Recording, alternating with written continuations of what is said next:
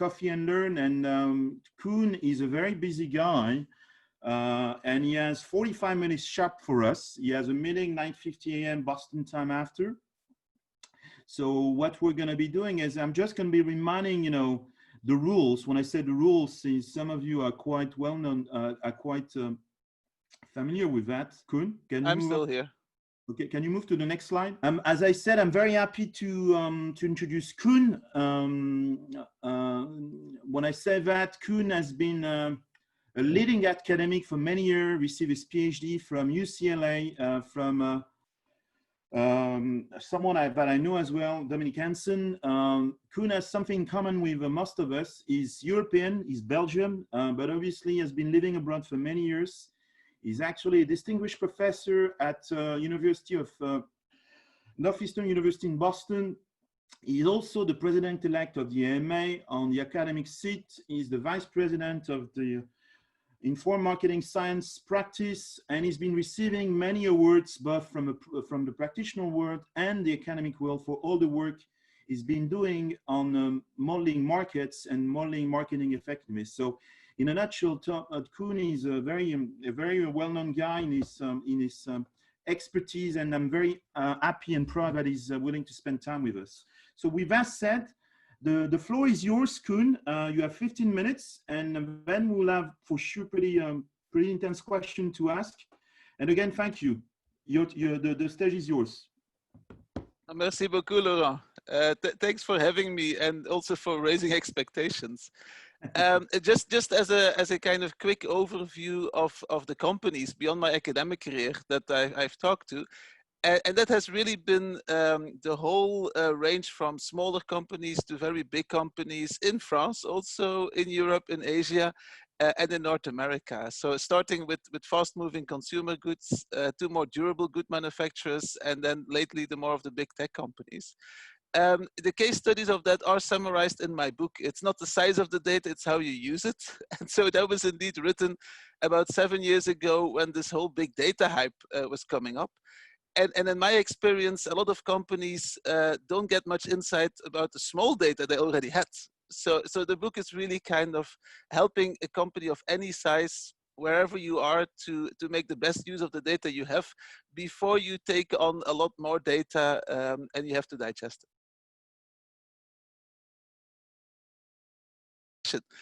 In America, in France, unfortunately, all over the world. And so the typical question I get is, how on earth do I change my marketing? And since I'm in quantitative marketing, the first question is, should we increase or should we decrease our budget? Now, what you typically hear from managers is that we should decrease it.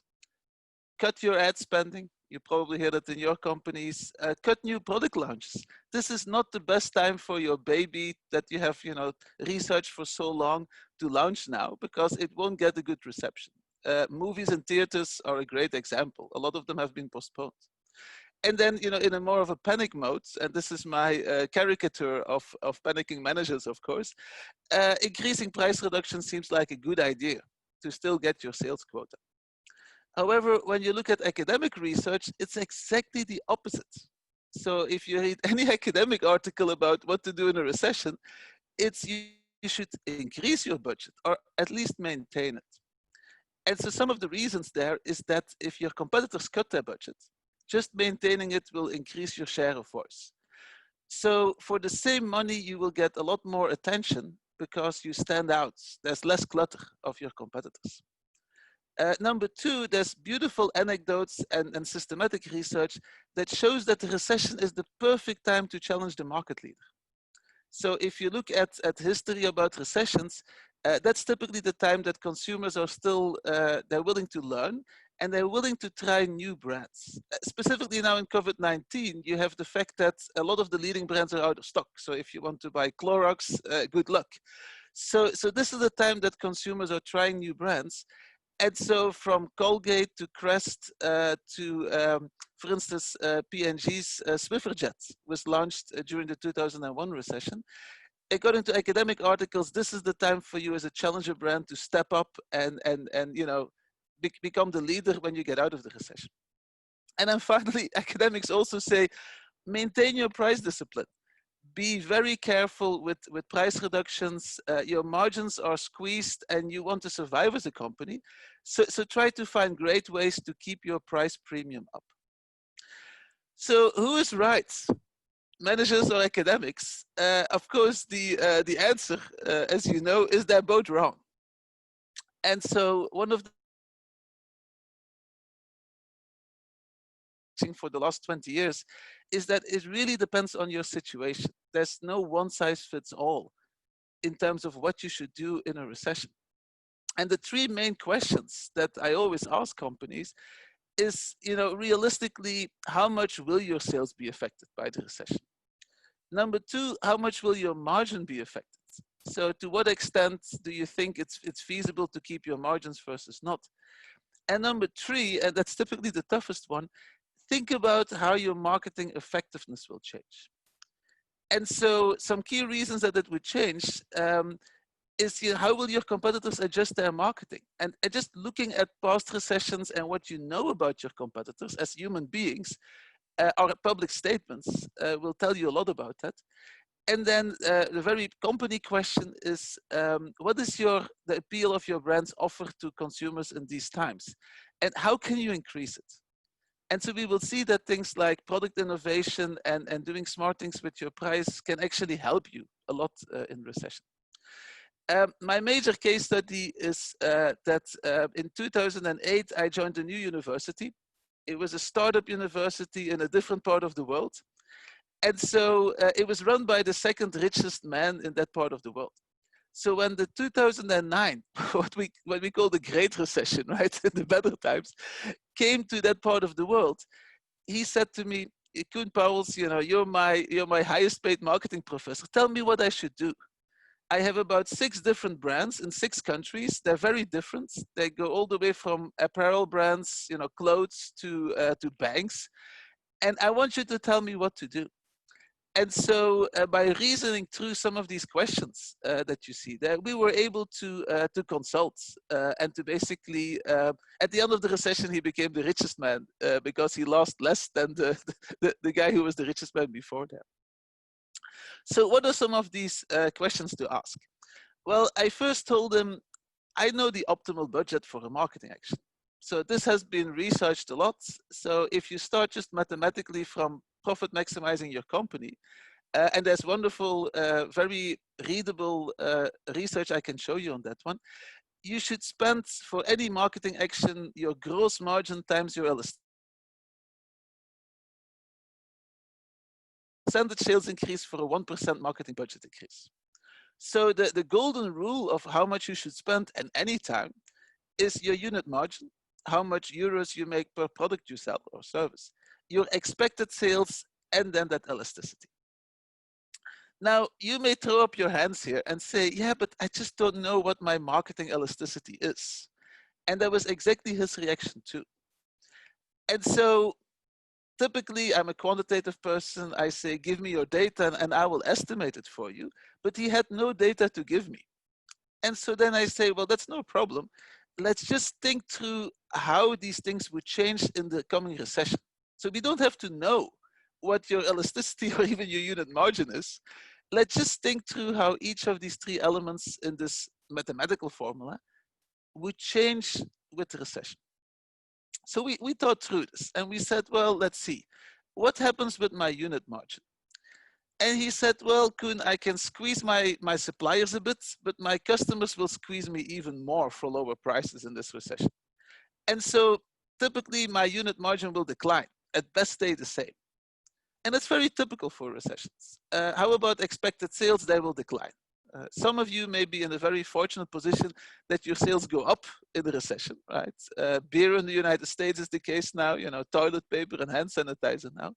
But so typically you have lower expected sales. Now, why is this so insightful? It basically gives you the rule that I put in red on top here. So the rule from the formula is that you should spend less in a recession. So the managers are right on average, unless your elasticity goes up. So unless your effectiveness of your marketing goes up in the recession, you should spend less.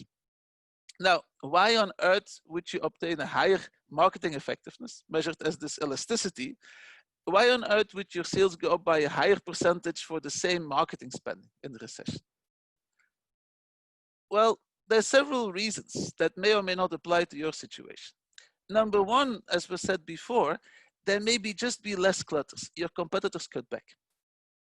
And I'll give us an example. So one of the brands that this guy managed was a British luxury brand in Russia, in Moscow. Yes, I know what you're saying, you're French. Can there be something like British luxury? There was, that's their positioning. And so in Russia, it was a booming market. And so they were always outbid for TV spending or even digital marketing by their French and Italian high luxury competitors. So before the recession in Moscow, they could not advertise on TV or do anything really big because their competitors would always outbid them. In the 2009 recession, their competitors cut back. So they had the opportunity. There was also lower cost, even per gross rating units. So even per kind of time that they showed an ad, it was cheaper for them because, of course, the media companies had less demand for their ad space. So before, this British luxury brand could only afford billboards or, within the mall, some point of sales advertising. Now, finally, they could avoid TV advertising and even primetime TV advertising.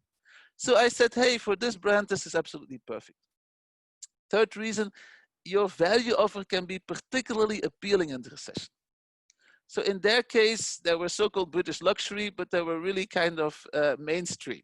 And before the recession in booming times in Moscow, everybody just wanted to buy the Italian and the French luxury brands.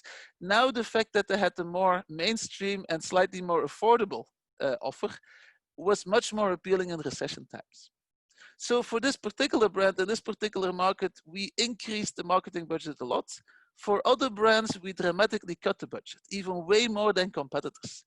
And so we had a very nice kind of 6x6 brands versus countries matrix, where we had just through reasoning through this, without any data, we basically decided where to ramp up marketing and where to cut it down.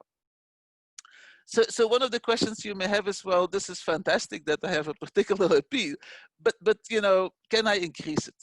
Can I, through innovations or to doing something with my price, increase the appeal of my offer? And this goes into lots of companies that have done it in the past. So companies like Hyundai in cars really were able to increase their value appeal, linked to innovation. And Hyundai, by offering this guarantee that if you bought a new car, if you lost your job within, I think, 6 months or a year, you would get your money back. So there are ways to think about it. And all of these companies came out way better after the recession. So number one is launching new products that address consumer needs. Reduce regular prices is, of course, also a good idea. The problem is that that is very costly. And so you permanently increase the value of your offer, but at a cost. A lot of people instead say, how about we give temporary price reductions? So these are the price promotions that you give 10 or 20% off, and then you go back to your regular price. And so here I have to warn that this is a very short-term fix. It pretends to help you in the long term, but it doesn't really based on my research. And we'll go into that in a moment. So let's first talk about these new products. So this is research I did with Berk Dalai and Stephen Seggy. Stephen Seggy is actually in Paris right now. And you can go to the Marketing Science Institute for that working paper.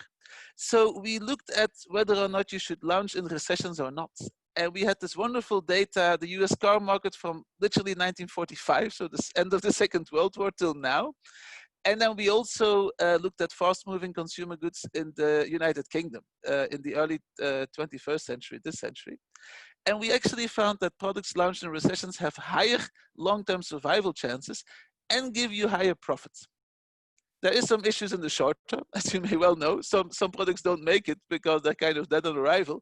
But in the long term, they actually have both higher survival and profit chances.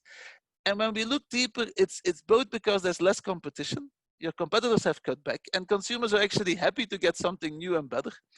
And also, on average, these products have higher perceived quality. So when you look at test d'achat, when you look at consumer reports, you actually see that consumers rate the products launched in recessions as having a higher quality. So basically, launching in recessions you should really think carefully about cutting it, because on average, it actually gives you a benefit. Of course, there's a few caveats. You get better results if the recession is moderate versus very severe. And so, you know, in the past, if it's a purely economic recession, they occur, you know, every 5-6 years. They last for about 10 months. You can actually predict and see that very nicely. I mean, in the beginning of the 2009 recession, we knew it was going to be bad. And of course, right now also we know that it's going to be bad. So the strength of the recession has some interesting effects there that you can read in that paper. You can also get better results if you don't launch in the beginning, but past the recession midpoint. And again, in the past, with purely economic recessions, that's actually predictable, because, you know, after about 5-6 months into the recession, when you start launching new products, then consumers are feeling more and more and what you can do with this one. On temporary price reductions, this is a research that I just finished. And this is basically going to the common wisdom that price sensitivity is higher in a recession. So in generally, people think, hey, you know, people are more price sensitive. Why not give these temporary price reductions? And then the problem is that it's true if the consumers react the same to a price gain and a price loss. So a lot of people think, you know, loss aversion, people are more upset with a loss than a gain. And so they react this much to a gain and this much to a loss in booming times. And in a recession, that just both becomes higher. People react more to the gain of your price reduction and also more to your loss. However, in this research, we say, well, we don't think that's true. Basically, people can be both loss averse, upset with losses, or they can be gain seeking. They can be excited because your price promotion gives them the opportunity to try your brand. And of course, it's much better quality than the competition, so they stick with you and they're very excited about these gains. And so in this research, we asked the question, well, if you have a recession time, do we think that people will be more gain seeking or more loss averse? And so this is basically our framework. We built on what is called regulatory focus. So that basically says that people, here is our consumer, right, is either mostly focused on getting gains, on taking opportunities, that's promotion focus, or mostly focused on avoiding bad stuff, which is loss averse. And so depending on what she's feeling, that will impact what she sees as, you know, whether a price increase and a price decrease, how good or upsetting that is. And that will influence her purchase and brand choice, and that will get you your sales volume. And of course, as a manager, you have to then decide how to do it. So we believe that the relative focus of consumers, how they feel about gains and losses, leads to a very different sales reaction of your overall brand sales to price. We find, as we basically expected, that in periods of very high unemployment, so this is markets in the US and times where the unemployment situation is bad, you basically have a little reaction to a price decrease. So people see the gain and they react to it, and this is to a 10% price decrease for laundry detergent. But when you increase the price again, at the end of the promotion, they're pretty upset. So if you move over to more booming times and places, so where people are very happy and they're secure in their job prospects, you see that the more that happens, the more they react to the price decrease. So the more bang for the buck you get when you give a 10% price promotion, and the less they're upset when you have to revert back to the regular price. So this is basically showing you that the more people feel secure about their job prospects, the better the long-term effect of your price promotion will be, because people react more to the gain and they react less to the loss. So in recessions, kind of paradoxically for a lot of people that see that, you see that it's actually not that a great idea to give price promotions, because if you have to go back to the regular price, then people tend to be very upset with that. So be very careful with price promotions in recession times, basically. So across markets and time periods, labor market problems, unemployment, uncertainty like now, they're associated with higher prevention focus. So people want to avoid losses. And those consumers are less sensitive to gains, for instance, a price decrease, and they're more upset with losses, such as the price increase when they see that.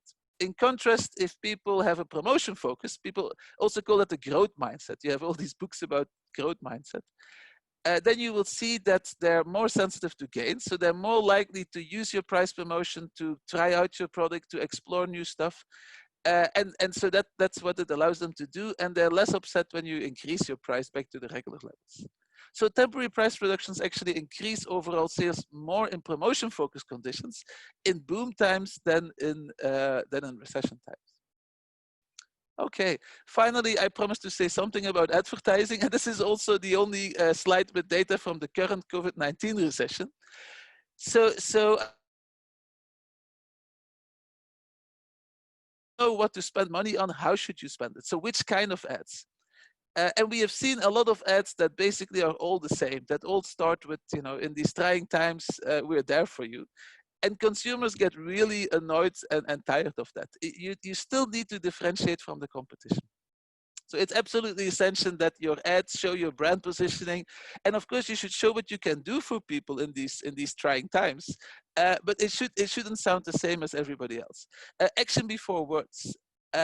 In this time, consumers, they share digital information constantly. They're really upset if you say something that you care for your employees, but then you don't actually do it. So make sure you have your own house in order. And you're doing the right things to help your communities, to help your employees and your customers before you make ads about it. And then finally, give your people the stage. So have your employees or your customers do the talking instead of kind of some highbrow management level. And so this is a company called Engagement Labs. I love to work with them because they have great data on offline word of mouth. So there's been a lot of emphasis, including my reach, on what people say to each other online, on Twitter or on LinkedIn. But offline word of mouth is still bigger, and for a lot of categories, and we have a paper on that, actually more important for your sales. And so and this is I think April 2020. So during the crisis. Pre-crisis, you have a lot of people talking about your brand offline, but then that basically drops in late March because people have other things on their mind than talking about brands. But it drops mostly for brands that have stopped their marketing. So stopping your advertising also leads to less people just spontaneously talking about your brand because they don't see you present. Whereas brands that actually kind of kept their ads up and were in the news because they did great things for their communities, for instance, they have less of a drop in people talking about them. And late March was basically the US center of the crisis here. So advertising is important, but it's also very important what you exactly say, and that's going to be key. And then finally, my last slide, there's a lot of stuff we don't know yet. Only the last slide actually relates to this recession, which is driven by disease prevention and lockdown. Most of the research is on economic recessions. And so, what kind of restrictions will remain in the new normal? It's as much as a guess for you and for me. And so one of the research I'm currently doing is how consumers will persist in new habits. So one example is a lot of people have, for the first time, ordered groceries online. And they seem to be relatively happy with it. So once you can go back easily to a physical store, will you continue in your new habit of buying groceries online, or will you just revert back to getting them in a physical store? And then finally, as I said, a lot of brands are being tried for the first time.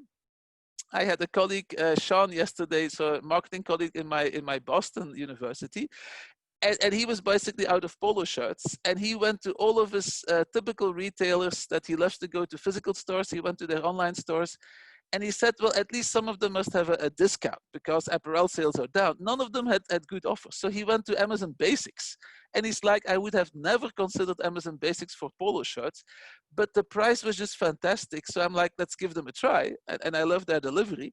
And they came, and they were better quality Amazon Basics polo shirts than the one I buy from more expensive retailers. So he's extremely happy. Back to the offline retailers, I will continue to order from Amazon Basics. But a lot of people may kind of go back to the leading brands. And so for challenger brands, the key kind of question is, how can we hang on? How can we make the people loyal that have tried us, in this case, just because their favorite brand was out of stock, or there was something else going on with it? And then, of course, I'm always interested in what companies will do. Working from home is something that seems here to stay. A lot of companies had to revise their capacity. Like in restaurants, can you really be profitable and open if you can only have 50% of your normal capacity? And of course, people have adapted their marketing mix and figured out things that work and don't work. To what extent will they stick with it? And to what extent will they go back to the new normal? So this is basically what I have, and I'm really excited for your questions. Thank you very much, Koen. First of all, thank you for keeping yourself on time. Very impressive. We see that you've been living in the US for quite a long time to keep on track of things. With that said, the floor is open to questions. And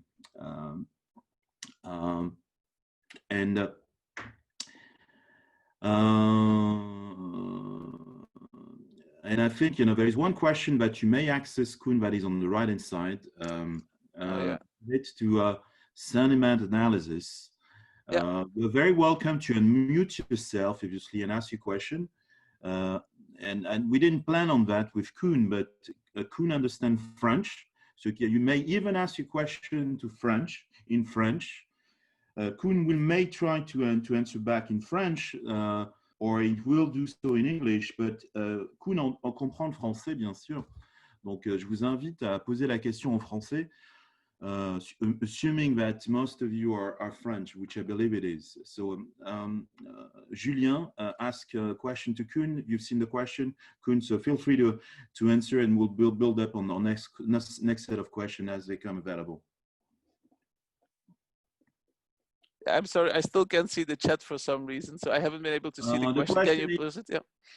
Hi, Koen. It's so great to have you with us today. So I have one question. What would be the choice of sentiment analysis tools for social media offer when a crisis occurs? In other words, it seems to relate to what kind of sentiment analysis tools, if you know any of them, will you turn to track your social media if and when a crisis occurs? So, did you get the question, Koen? Yeah, merci beaucoup. It's a fantastic question. So I just have a paper out, and it's free. It's open access in Journal of Interactive Marketing, where we compare different methods to exactly get analysis from sentiment. So we typically check for, number one, the volume of your social media. And then for sentiment, we check for positive and negative. We also check for neutral sentiment, which is pretty important, because so social media invites people to be extreme.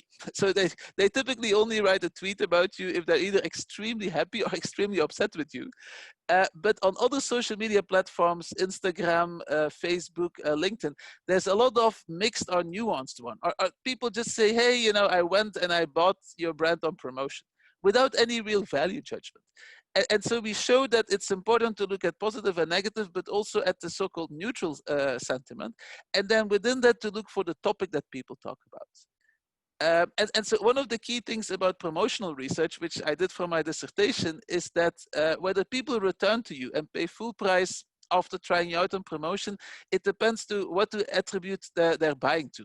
Did they attribute it to, hey, it's a fantastic brand, and it happened to be on promotion, it was a good excuse for me to buy, in which case they're likely to say, hey, I was such a smart shopper and I'm going to buy it again, even at regular price. If they say, I only bought it because it was on promotion or because I couldn't get to my physical retailer now, then you have more of a problem and people won't return. So within social media, we look for the volume. Does it go up or not? We look for sentiment, positive, negative, and also neutral. And we look very specifically at the topics that people talk about. And so machine learning tools such as support vector machines are great because we typically have some training data. Let's say we look at a whole bunch of a few hundreds of reviews on Amazon with a star rating. So you can basically train the machine to say, well, certain topics and certain words are associated with a 5-star versus a 1-star.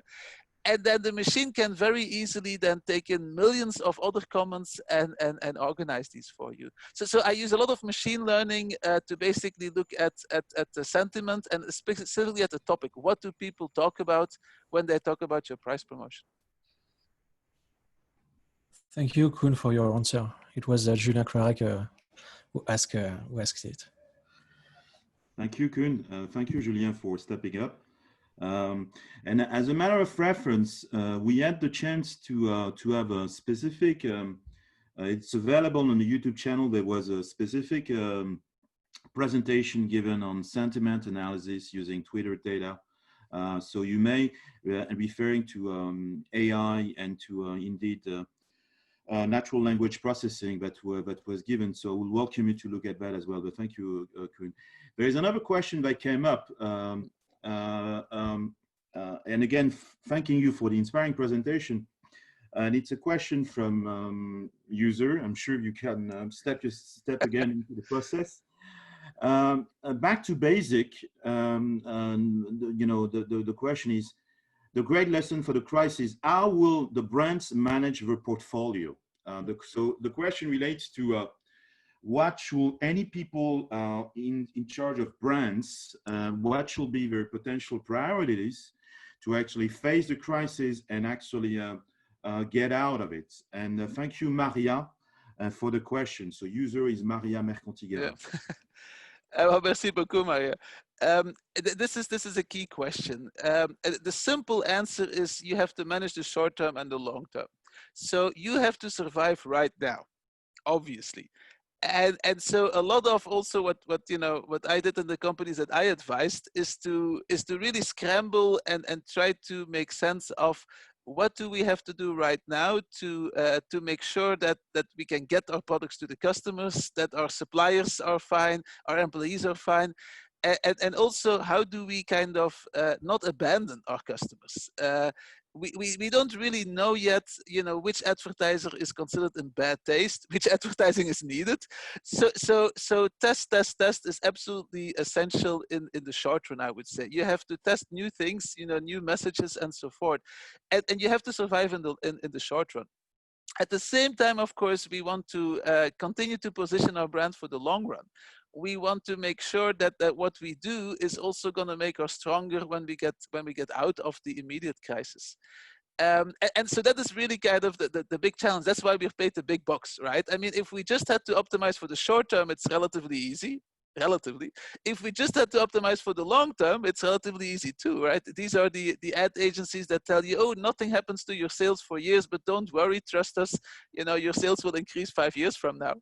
I mean, in 5 years, nobody knows what the world is really gonna be looking like. So that is the key balance. And so you typically look for things that both help you in the short term and in the long run. And so kind of maintaining your brand positioning, looking at which things don't work anymore. And this could include in your brand portfolio, looking at which brands that were already not so profitable before the crisis should now be basically cut off or being given less attention to, and then you can concentrate your budget that you do have on the brands that are really gonna help position your company both in the short term and the long term. So I would say this is a time to reconsider everything. And to revise your brand portfolio. But as I said in the presentation, don't take a one-size-fits-all. It's not because your competitors are doing something such as completely cutting back spending that you should do the same thing. If you're into sailing, like I think Laurent is, right? If you're into sailing, you know that you have to cut against what your competitors are doing for some points of the race in order to win the race.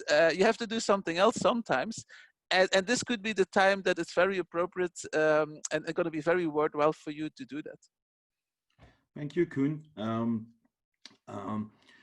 Any additional questions you may have? And again, maybe we'll have an even more international spin to the presentation. You may stand up and actually ask your question in French, not in Spanish, but I'm sure Koen can manage French. So any questions at all? Till the time you get a question or additional question, I have one or two questions for you, Koen. I really like the way you are actually starting the process, because obviously the more data you have, the better it is. But big does not mean make you smarter. But I guess sometimes smart, to be smart, you start with the available data. But what I really like is when you address the point about, okay, I have no data, and I'm going to be using a very empirical approach to setting up my strategy. But still, because you insisted very much on the magic formula, which relates to estimating elasticity. Yeah. So my question, it's maybe, I know it's, where I'm coming at. How will you actually potentially evaluate elasticity if you do not have the ability to actually either have recent past data, Yeah. And or do not have the ability to test? Yeah. So, and I'm sorry, it may be a dead end, but I think it's a great question. So here is what I do with companies in that situation, and there's a lot of companies in that situation. So there is such a thing as laws of marketing. A lot of people don't know that, and so marketing, we're a social science. We don't have things like in physics that the gravity is the same everywhere on Earth or approximately and has a specific number attached to it. But we have what my advisor and I call empirical generalizations. yeah. So let's look at ad elasticity, right? So I'm an established brand. I'm doubling my ad spending, or I'm cutting it in half. By how much can I expect my sales to change? Well, academics have done this for hundreds of brands, and it's all publicly available, and even more for price. And so we know that if you double your ad spending and you don't change anything else, not the creative, that you can only expect about a 5 to 10% increase in your sales. So advertising is, just like gravity in physics, it's a weak force, and that also means if you cut advertising by half, you can only expect to lose about 5 to 10% of your sales. And that's also important to know in this recession. So if you look at some of the empirical generalizations that are all available, I use these as a starting point. And so I would say to a company, look, right now we can't test and we can't do anything. Let's start with that one. Let's assume that's the case. Let's see how much in line you are in your past spending with these things. And if according to kind of that number, across all the companies in the world, you're underspending, let's see if we can, get management buy-in to increase spending a bit and see what happens. Or let's see your price is too high or too low. Let's see if we can slowly move in that direction. And so typically kind of I do that first, or I model with their existing data, and then you get management buy-in to do an actual field experiment. And so then you see if it works for your own company. And so what I do very often for marketing departments is convince finance to give you money. this is how I do that. So whenever I'm presenting this formula, for instance, to a mixed company of finance and marketing, I always start with the question, suppose that your marketing department has been extremely creative, and they now have an ad that is 5 times better than before, 5 times better. So your marketing is much more effective than before. The elasticity is 5 times higher because you have a brilliant ad. And that happens sometimes. Should you now spend more or less on marketing? Yeah. All the marketing people say you should spend more. All the finance people say you should spend less, because you can now hit the same sales quota with less money.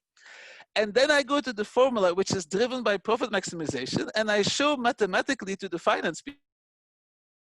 So you can use the formula that your marketing spending should increase if your marketing effectiveness increases, to argue for a higher budget. And that's typically enough to get the finance department to say, okay, I'll give you money to kind of run the ad, in double as many places, and scale it up, and then see what happens. And so ultimately, we do get data and a test and control and a field experiment, but it's not always driven by an analysis of your company's past data. It may simply be used by this kind of reasoning and some good assumptions. Thank you, Koen. Thanks for the insight.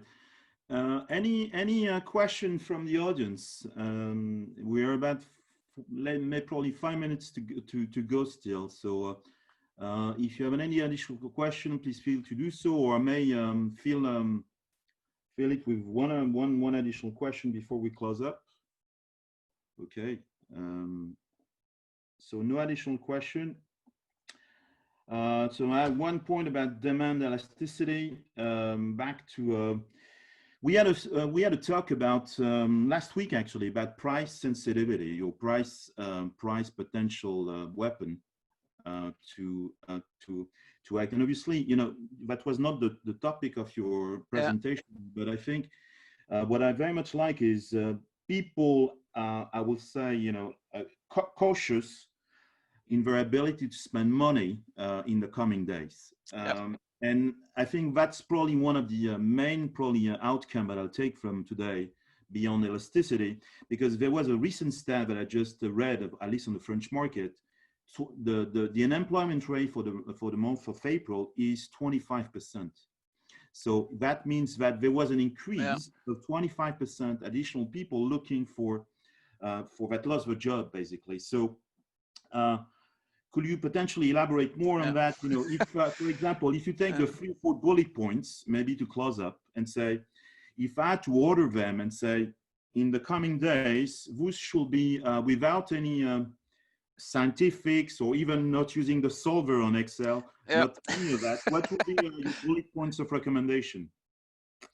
I mean, so first of all, you have to check the actual price sensitivity of your consumers. That is absolutely key. Just an example. So, but the other thing I did in the 2009 recession is look at how banks were advising their luxury, their big whales, people with millions of dollars in the bank, how they should spend. and the employees of the bank were assuming that their clients were much more risk averse than they actually were. So don't assume, you know, from your own situation what your customers are feeling. That's the golden rule of marketing, right? Don't assume that you represent your customer. So let's take, for instance, you know, people who are unemployed. They may save on specific kind of products, and they may want to splurge on what we call affordable indulgences. So for some products, actually, and so in any recession, typically beer sales go up because beer is the cheapest alcohol typically. And so even though people may kind of stop their wine and caviar, you know, that is something that they still really want to do. And so in terms of price sensitivity, as I said, this situation is going to go on, unfortunately, for a while. So if you give price reductions, make sure that it's sustainable for you as a company and your margins, because you're going to have a lot of extra costs with the recession. Outside of just getting the products to consumers. So if you reduce the price, as I said, if you put it back up, people are going to be upset, especially unemployed people that depend on your product. So you'll have to kind of do the calculation to make sure that you can sustain that lower margin for, I would say, at least months or maybe even a year with the current uncertainty. So you know, really check the price sensitivity of your consumers. Make sure that you as a company can sustain it. And then, of course, the last C is always the competitors, right? You know, you typically have some good idea as a manager about how your competitors will react to what you're going to do with your price. So just calculate that. And so you'll see that all of my models actually have your competitor reactions built in. Because in my experience, how your competitors are going to react is in some cases going to influence a lot what your ultimate marketing effectiveness is. Yes. Thank you, Koen. It's about time for close up. It was a great pleasure to have you, Koen. I know that you're busy. Thank you for an early wake up for us. Hopefully, when we meet next time, it will be face to face. You'll be very welcome to get in touch with Koen, obviously. I want to thank him again. And I will advise that indeed, you know, we'll follow Koen recommendation. And I think, you know, in order to warm up, you know, people for the next webinar, we will hold the next webinar on June 18th. And we're going to be having someone that I've known for many years that Koen knows as well. You touched on taking care of customers, Koen. And I spoke to Pete Fader at Wharton, and Pete will be joining us on June 18th. So as a follow-up to the great presentation that Koen provided today. So thank you again to Koen. Thank you to everyone that came today. As I said, there'll be a follow-up with a quick feedback that takes less than 2 minutes, just to get some feedback that will be, I'm sure, useful to Koen. You see Koen email address on the screen. Feel free to get in touch with Koen, obviously. So thank you for the feedback, for your feedback in advance. We will tape the event and make it available on YouTube. Get subscribed to the channel, and we'll be happy to see you next.